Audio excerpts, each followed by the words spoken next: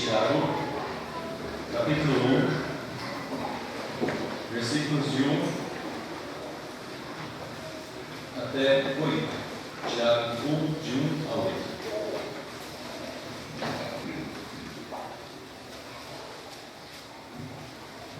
Tiago, servo de Deus e do Senhor Jesus Cristo, as 12 tribos que se encontram na dispersão, saudações. Meus irmãos, tende por motivo de toda alegria o passardes por várias provações, sabendo que a aprovação da vossa fé, uma vez confirmada, produz perseverança. Ora, a perseverança deve ter ação completa, para que sejais perfeitos e íntegros, e nada deficientes. Se, porém, algum de vós necessita de sabedoria, peça a Deus, que a todos dá liberalmente, e nada lhes impropera, e ser-lhe-á concedida. Peça, porém, com fé, em nada duvidando, pois o que duvida é semelhante à onda do mar, impelida e agitada pelo vento. Não suponha esse homem que alcançará do Senhor alguma coisa. Homem de ânimo dobre, inconstante em todos os seus caminhos. Senhor, obrigado por estarmos em Tua casa. Obrigado, Pai, por ter nos trazido aqui. Sabemos que foi a Tua mão poderosa e abençoadora que nos conduziu aqui. Conduziu cada um destes nossos queridos que estão aqui. Nos deu, Senhor, a alegria de poder ouvir os hinos que já ouvimos, as leituras bíblicas que já fizemos, e também, ó Pai, das orações. Nos dá, Senhor, a alegria de estarmos juntos como família alcançada pelo Teu Filho Jesus. Nos dá a alegria, ó Pai, de poder compartilhar da Tua palavra.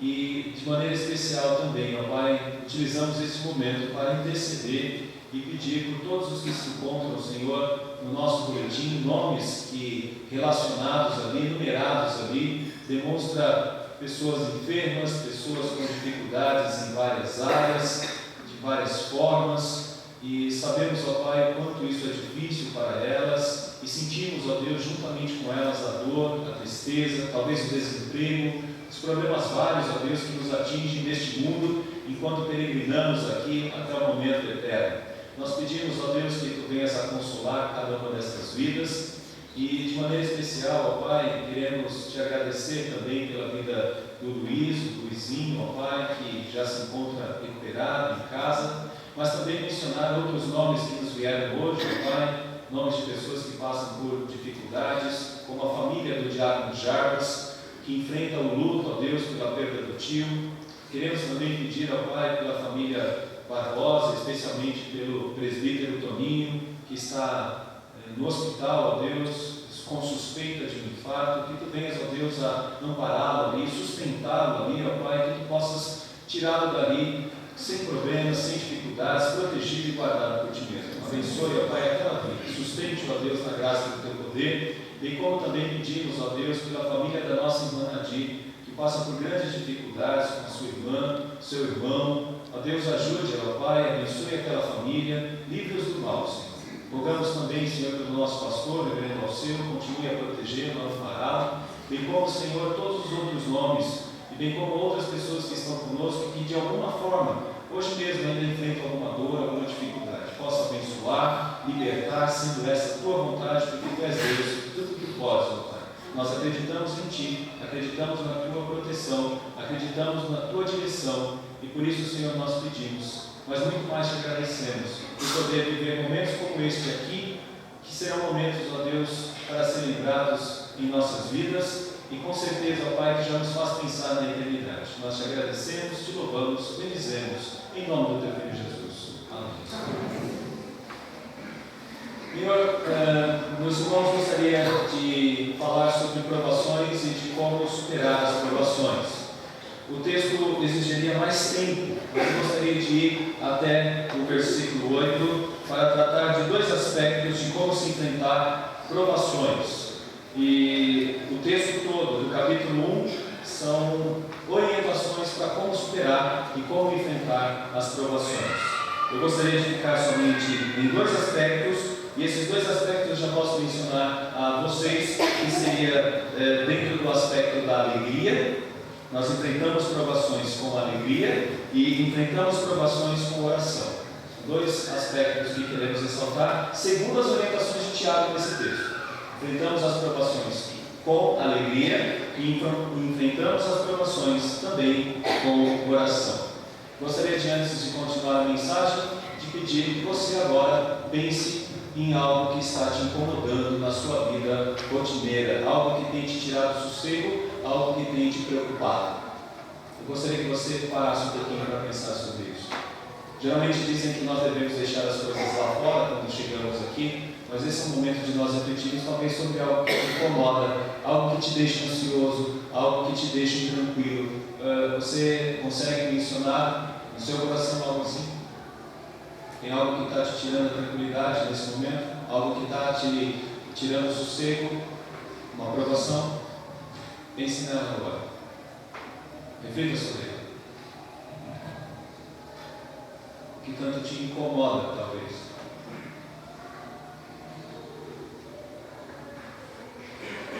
Deixa eu falar então agora sobre a aprovação que estes nossos irmãos destinatários da carta de Tiago enfrentavam. Meus irmãos, eram 12 tribos dispersas. É uma forma de Tiago falar a respeito dos seus destinatários. Judeus, homens, mulheres, famílias que começavam a passar por grandes perseguições por causa da fé, por causa do cristianismo. Eles começaram a enfrentar grandes lutas e provavelmente já não estavam mais em suas terras. Pelo que tudo indica, pelos relatos e pela história, eles passaram por grandes dificuldades com relação a problemas financeiros, perseguição por parte dos seus patrões. Tudo isso está de alguma forma relatado na própria carta. Meus irmãos, eles enfrentavam grandes problemas e grandes dificuldades naquela época. Segundo os relatos, 90% do povo israelita já estava vivendo abaixo da linha da miséria. 90% do povo israelita. Agora, se fosse cristão, era perseguido pelos israelitas e também pelos gregos. Então a situação era pior ainda. Se os judeus já começavam a enfrentar algum tipo de perseguição pelo poder romano, nós podemos dizer que os cristãos enfrentavam perseguição dos próprios israelitas e também dos próprios romanos. É mais provável que a maioria dessas pessoas já não tinham nem mais onde morar, não tinham nem casa mais para morar. Talvez alguns estavam vivendo realmente na faixa da miséria, em terra estrangeira, por causa das perseguições devido ao próprio cristianismo. É o que ele diz logo no primeiro versículo, né? Tiago, servo de Deus e do Senhor Jesus Cristo, as 12 tribos que se encontram na dispersão, letra maiúscula, dispersão, saudações. Ele está falando para pessoas que realmente sabem o que é aprovação. A aprovação desse povo era uma das piores que alguém poderia imaginar. Imagina você, pai de família, com seus filhos, ter que se ver de uma hora para outra, longe de sua terra, longe de sua casa, sem ter mais o que fazer, porque ser um cristão nessa época era ser alguém muitas vezes recriminado, muitos preconceitos. Então nós poderíamos ouvir Tiago dizer: eu estou preocupado com vocês. Ele poderia dizer: eu estou orando por vocês. Ele poderia dizer: olha, eu não consigo nem dormir por causa de vocês, a minha atenção é grande por causa de vocês. Mas ele anima esses crentes com uma coisa que parece tão absurda e surreal. Meus irmãos, tende por motivo de toda alegria o passar-se por várias provações. Não parece ser muito lógico isso. Quando a gente está com um problema, com uma dificuldade, alguém dizer: fiquem alegres. Fiquem alegres. Essa é a receita de Tiago para quem está passando por provação. Ser alegre. O que seria isso? Durante as provações, estas pessoas deveriam realmente manifestar alegria. E que tipo de alegria é essa? Que tipo de alegria é essa? Eu procurei estudar e tentar trazer para os irmãos alguma coisa que nos desse mais compreensão a respeito dessa alegria. Mas eu acho que eu consegui encontrar algo parecido com isso nos povos que estão exilados devido às guerras na Síria e no Líbano. Não sei se vocês sabem, mas dessas guerras, pessoas fogem e vão parar em acampamentos. acampamentos, e eles vão viver ali durante algum tempo, sem ter onde morar, esperando que talvez alguma coisa acalme no seu país até voltar. Mas o que é interessante é que nesses lugares há fome, há sede. E uma reportagem mostrou uma coisa que me comoveu bastante. Um pai, que quando vinha a ração, porque esse é o nome que é dado, quando vinha a ração, ao invés dele comer, ele dava para todos os filhos, e ele ficava sem comer. É esse tipo de alegria que eu creio que o texto está mostrando para nós. Não é uma alegria porque não há sofrimento, é uma alegria no sofrimento. Mas esse pai, ele passava por isso e ele dava entrevista sorrindo, porque o filho dele estava com a barriga cheia, o estômago cheio. Esse é um tipo de alegria que somente um pai, verdadeiramente pai ou mãe, consegue entender. Ele está sofrendo? Está sofrendo, mas ele fica feliz em ver o filho comendo. Esse é o tipo de sofrimento que Tiago aqui está dizendo para nós, sermos alegres. Porque eles não estavam sofrendo porque meramente estavam relapsos na sua vida cristã. Eles sofriam porque eram cristãos. Eles estavam sofrendo porque eram firmes na sua fé. Eles estavam sofrendo porque eles tinham uma série de dificuldades, mas eles não se dobraram a essas dificuldades abrindo mão da sua fé. Meus irmãos, era muito fácil alguém sair de uma dificuldade como essa na época. Era só negar Jesus, era só abrir mão de Jesus, era só dizer: eu não sou mais cristão. Não teria perseguição dos israelitas, e talvez não teria perseguição dos romanos. Mas aqui Tiago está dizendo: que bom que vocês estão sofrendo, passando provas, passando por dificuldades, porque vocês estão fazendo isso por causa de Cristo. Então se alegrem. Não quer dizer que não esteja doendo. Tem dor, tem sofrimento, vários sofrimentos, mas ele diz: sejam alegres. Nós podemos lembrar do próprio Paulo dizendo: não nos foi dada a alegria somente de ser salvos, mas nos foi dada a alegria também de sofrer por causa de Cristo. Por causa de Cristo. Eu fico imaginando um dos nossos jovens dizendo: pastor, lá na faculdade já comecei a sofrer perseguição, já comecei a sofrer dificuldades, porque uma pessoa que crê em Jesus, uma pessoa que é cristã ali, não é bem vista. Meus irmãos, é assim que é a vida do crente, e muitas vezes as nossas provações devem ser medidas desta maneira. Mas vamos pensar de uma outra forma. Deus não poderia deixar esses crentes sem provação, sem perseguição, sem nenhuma luta, sem dificuldades? Poderia. Ele controla todas as coisas, Ele é Senhor de todas as coisas, então Ele deixou que essas provações chegassem até os crentes. Sabe por quê? Porque quando você pensou na sua prova, ou na luta que você está enfrentando, e eu não sei qual é, você pensou, você sabe qual é, eu vou dizer uma coisa para você: isso não está acontecendo por acaso na sua vida. Isso não está acontecendo aleatoriamente, não é acaso. Deus tem um propósito com a sua provação. Deus tem um propósito com o seu sofrimento, com a sua luta. Deus tem um propósito com as suas dificuldades também. Porque Deus poderia livrar. Deus livrou o povo de Israel centenas, milhares de vezes de grandes inimigos. Deus poderia ter livrado eles também. Mas Tiago está dizendo que essa tribulação ou essa provação tem um propósito. Porque olha o que ele diz. Ele fala: não sejam alegres porque a provação acabou. Sejam alegres porque vocês estão num período de provação. É só nós percebermos o que o texto diz: meus irmãos, tende por motivo de toda a alegria ou passardes por várias provações. Ele não falou: tende por motivo de grande alegria quando vocês passarem pelas provações. Quando tudo terminar, aí a gente fica alegre, porque geralmente é assim, né?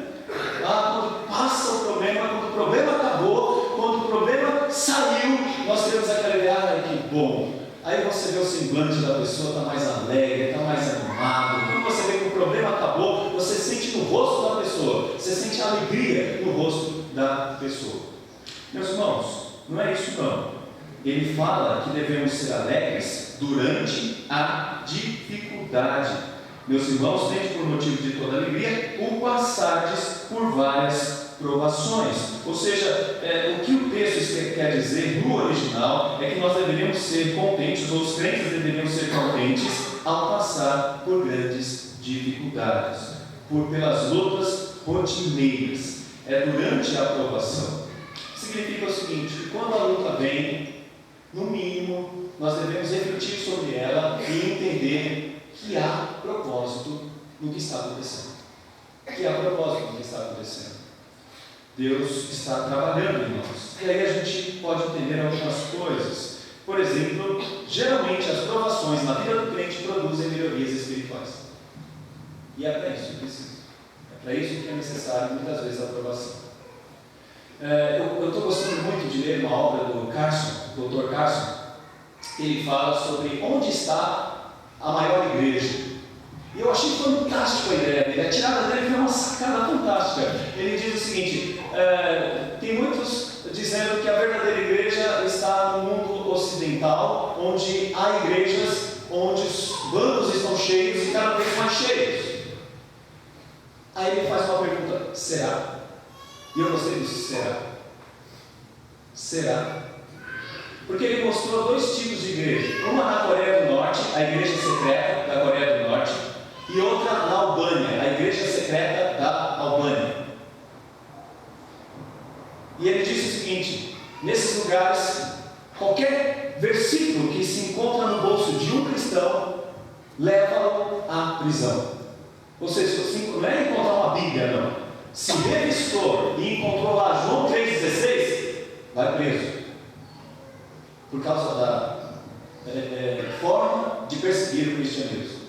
Eu achei interessante isso, porque talvez é nesses lugares que a gente veja os verdadeiros cristãos.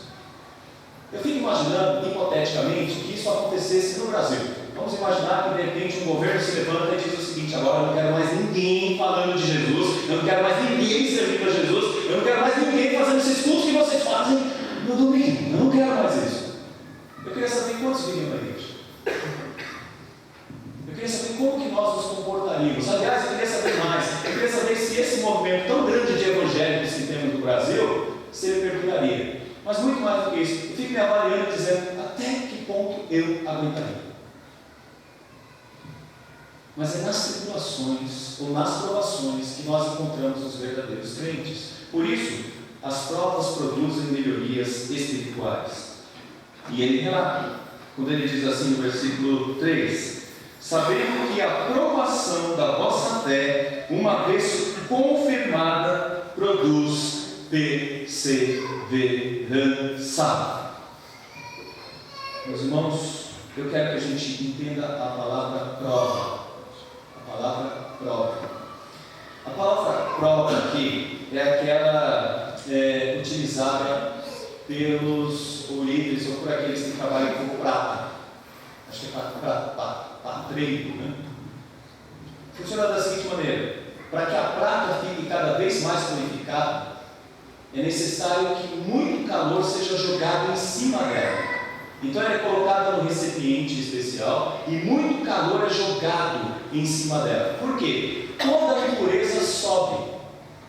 E aí esse trabalhador ele vai tirando a impureza e deixando essa prata cada vez mais purificada.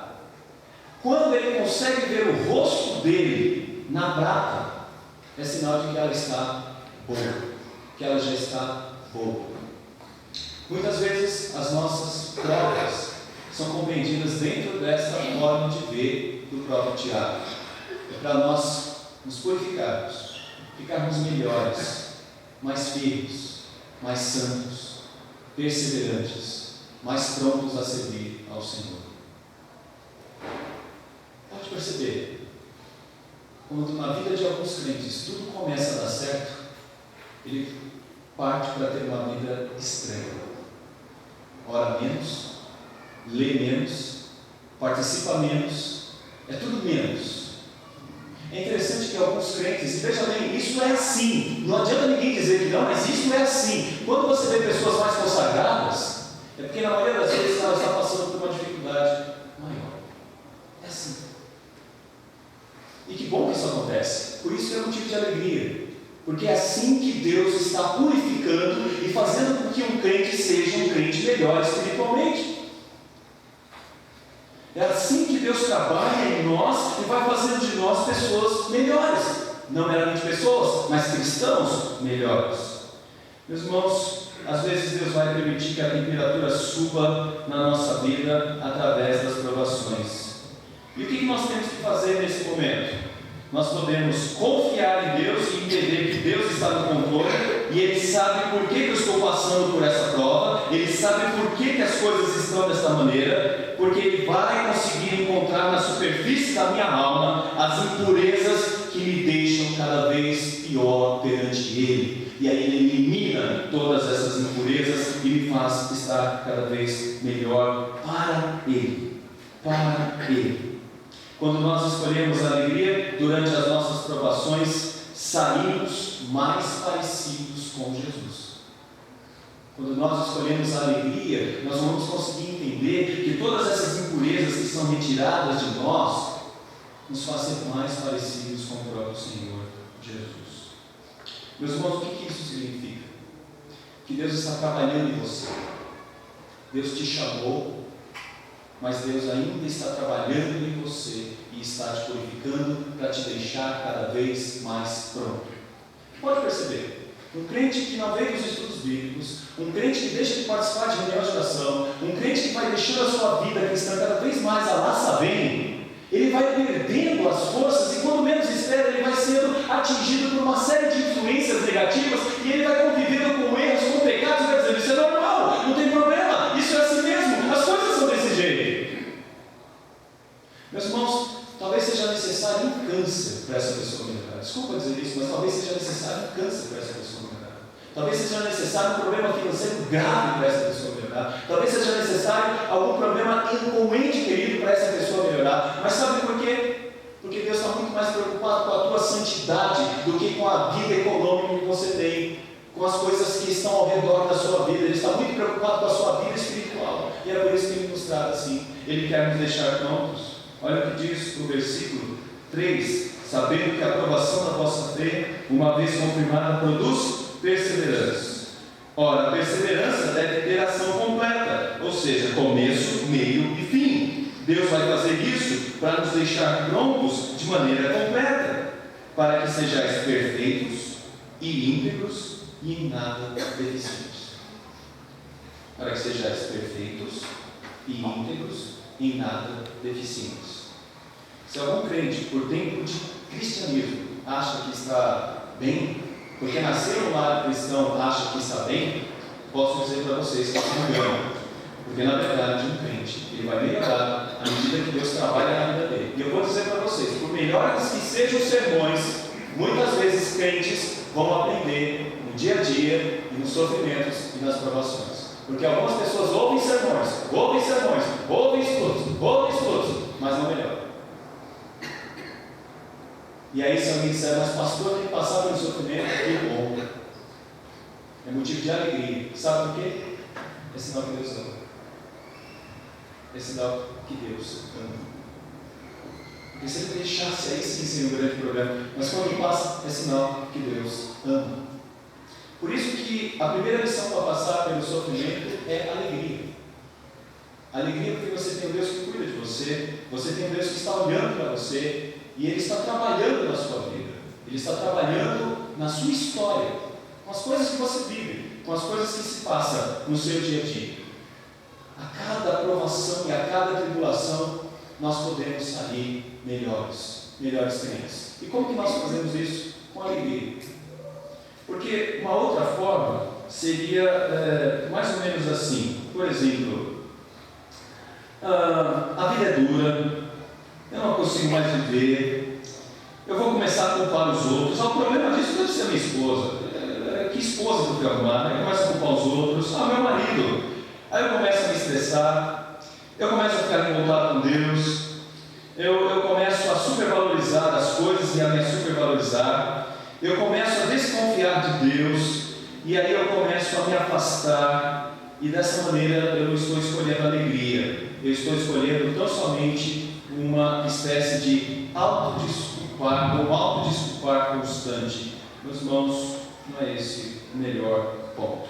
Por isso que a alegria deve ser compreendida, porque eu entendo que Deus está cuidando de mim. Essas provações têm valor e têm significado. Eu devo refletir quando elas ocorrem, durante o momento delas, não depois quando elas terminam, mas durante todo o momento. Eu devo realmente entender que isso vai me melhorar espiritualmente, e eu devo entender, meus irmãos, que isso vai me deixar cada vez mais pronto. Por isso, ora, a perseverança da recuperação completa, para que sejais perfeitos e íntegros e em nada deficientes. Tiago está confortando aqueles crentes dizendo: sejam alegres, porque Deus está trabalhando em vocês, e a maneira como vocês encaram as provações é importante, porque no meio desta tribulação toda, vocês estão sendo aperfeiçoados, vocês estão sendo melhorados, para que em nada sejais deficientes. Se um crente tem o coração nas riquezas, Deus o amando vai tirar as riquezas dele, porque com certeza essas riquezas estão impedindo que ele tenha um verdadeiro relacionamento com Deus. Porque ninguém pode amar a Mamon e a Deus, ou há de agradar a um e de aborrecer o outro. É assim que Deus faz, porque Ele cuida de nós. Isso é bom. Se Deus muitas vezes nos tira a saúde, tem um valor muito grande nisso, porque é melhor ficar sem saúde e mais firme espiritualmente do que muitas vezes ter saúde e estar distante de Deus. É por isso que nós enfrentamos todas as provações, enxergando que Deus está no controle de todas elas. Alegria. Mas não é fácil dizer isso, né? Quer dizer, é fácil dizer isso. O problema é passar por isso. Não é? É fácil dizer: eu estou aqui numa aprovação, mas eu sei que Deus está querendo me dizer algo, eu sei que Deus está dirigindo a minha história, eu sei que Deus está cuidando de mim. É fácil dizer isso? Talvez seja até fácil, mas o problema é quando você passa por elas. Porque ninguém aqui gostaria de ter uma criança, um filho, passando por uma enfermidade no hospital, nem como um pai ou uma mãe. Mas, meus irmãos, quando nós olhamos para esse texto, nós temos também uma outra solução, que é a oração. Por quê? Porque a aprovação é um perigo. É na aprovação que nós muitas vezes conhecemos o verdadeiro crente, como nós dissemos.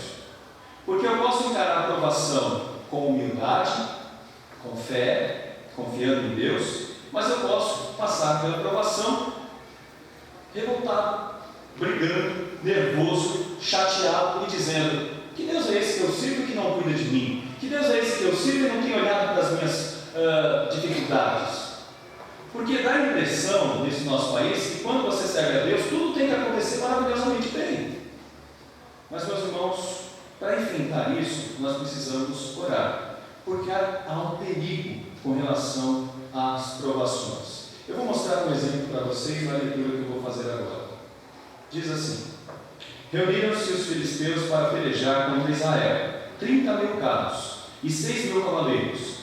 O povo em multidão como a areia que estava à beira do mar, e subiram e se acamparam em Micmas, ao oriente de Bet-Aven. Vendo, pois, os homens de Israel que estavam em apuros, porque o povo estava apertado, esconderam-se pelas cavernas, pelos buracos e pelos penhascos, pelos túmulos e pelas cisternas. Também alguns dos hebreus passaram o Jordão para a terra de Gade e de Gileade, e o povo que permaneceu com Saul, estando este ainda em Gilgal, se encheu de temor. Esse é o problema, essa é a aprovação. Esperou Saul 7 dias, segundo o prazo determinado por Samuel. Não vindo, porém, Samuel a Gilgal, o povo se foi espalhando dali. Então disse Saul: trazei-me aqui o holocausto e ofertas pacíficas. E ofereceu o holocausto. Mas, mal acabara ele de oferecer o holocausto, eis que chega Samuel. Saul lhe saiu ao encontro para o saudar. Samuel perguntou: que fizeste? Respondeu Saul: vendo que o povo se ia espalhando daqui, e que tu não vinhas nos dias atrasados, e que os filisteus já tinham ajuntado em Micmas, eu disse comigo: agora descerão os filisteus contra mim, a Gilgal, e ainda não obtive a benevolência do Senhor. E forçado pelas circunstâncias, ofereci holocausto. Veja bem o que ele diz: forçado pelas circunstâncias, ou seja, pela prova, ofereci holocaustos. Então disse Samuel a Saul: procedestes neciamente em não guardar o mandamento que o Senhor teu Deus te ordenou, pois teria agora o Senhor confirmado o teu reino sobre Israel para sempre. É a famosa passagem em que Saul faz o papel de sacerdote de Samuel e faz uma oferta porque o povo estava já fugindo e ele estava com medo que os filisteus viessem e destruíssem o povo. Meus irmãos, eis aqui o problema. As provações, elas são muito complicadas também. Por isso, quando a provação vem, é um momento intranquilo. Mas veja bem, onde está a intranquilidade? A intranquilidade está no fato da gente errar no momento da provação. Porque eu vou dizer para vocês uma coisa, desculpa dizer isso, meus irmãos, mas nessa pequena carreira pastoral, quem sou eu diante da carreira pastoral reverendo ao seu? Você deveria já ouvir mais. Mas eu já fui visitar pessoas que me pediram o seguinte: pastor, dá para o senhor orar aqui? Eu falei: como assim aqui? É porque eu queria que o senhor orasse nesse quarto aqui, de vez em quando a luz ela apaga sozinha. Eu quase disse: minha irmã sabe ser de eletricista.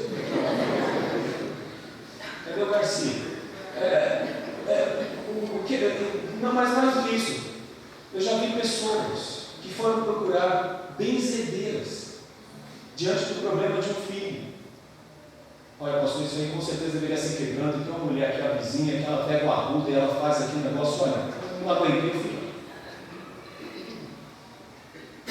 Há momentos de provação. E o que essa pessoa faz? Ela toma outros caminhos. Caminhos que ela mesma produz. Porque ela acha que talvez vai encontrar uma solução, uma resposta.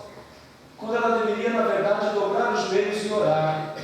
Meus irmãos, estamos lendo a carta de um homem que foi conhecido como joelhos de camelo. Vocês sabiam disso? Os joelhos de camelo. Sabe por quê? Ele orava. E muito. De joelhos. Meus irmãos, a carta de Tiago é forrada de momentos de oração. Pedis e não recebeis. Por quê? Pedis não. Tem alguém enfermo? Chama os presbíteros para fazer oração. Esse homem, ele tem uma vida de oração. É o irmão de Jesus que aprendeu que ele vivia de maneira errada e que agora ele deveria se preocupar em orar e buscar a Deus em nome de Jesus.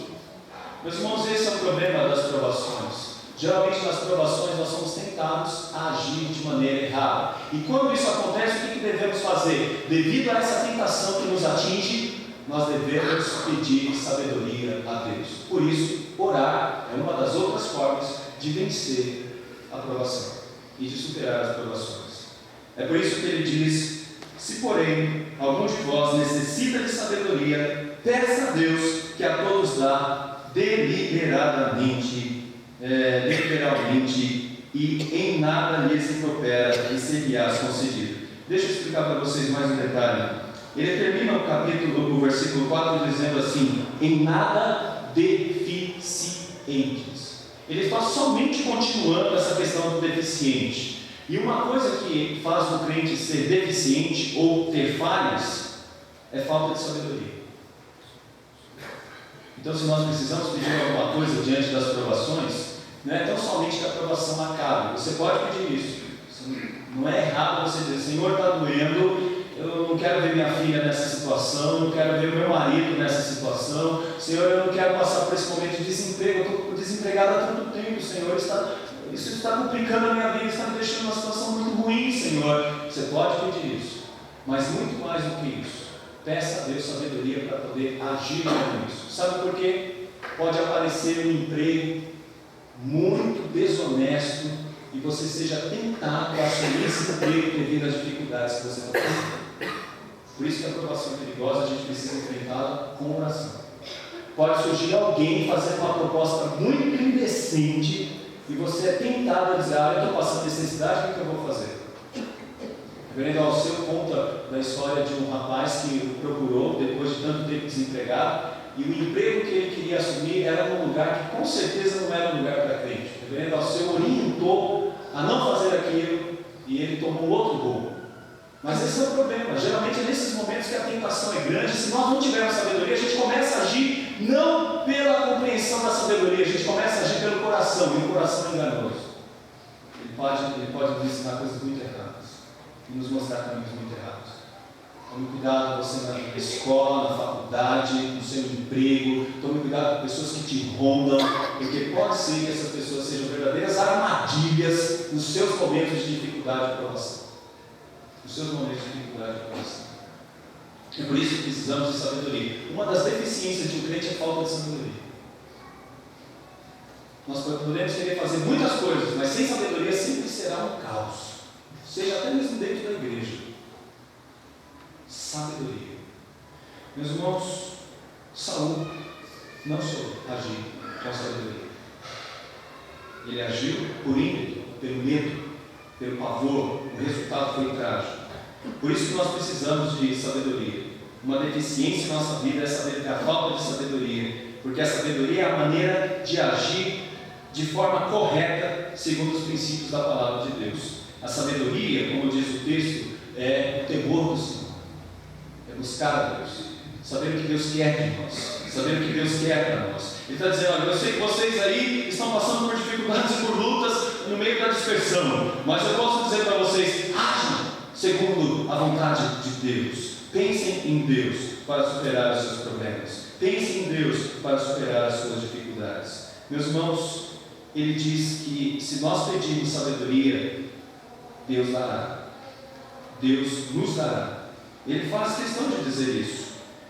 Que a todos dá liberalmente, nada lhes impropera, e ser-lhe-á concedida. Peça, porém, com fé, em nada duvidando, pois o que duvida é semelhante à onda do mar, impedida e agitada pelo vento. Sabe por quê? Nos momentos de tribulação nós somos tentados a ser como ondas. Será que é verdade? Será que não é? Será que Deus vai me ajudar? Será que não vai? Será que Deus está na história? Está controlando a história? Será que não está? É isso que ele está dizendo. E ele vai dizer mais, é de ânimo dobre, basicamente de duas almas. Homem de ânimo dobre, inconstante em todos os seus caminhos. O texto de Tiago faz questão de dizer que Deus não responde orações assim. Calvino, comentando, diz: quem ora assim está pecando. A pessoa está orando, mas no coração dela ela está duvidando de Deus. É como se Deus não tivesse o controle. Mas sabe o que eu fico imaginando aqui? O povo caminhando, saindo do Egito, e diante deles o mar, e atrás o exército. O que eles vão fazer? O que eles vão fazer? Voltar para o Egito. Isso seria ânimo dobro. Mas Deus disse para eles marcharem, e Deus faz com que eles marchem.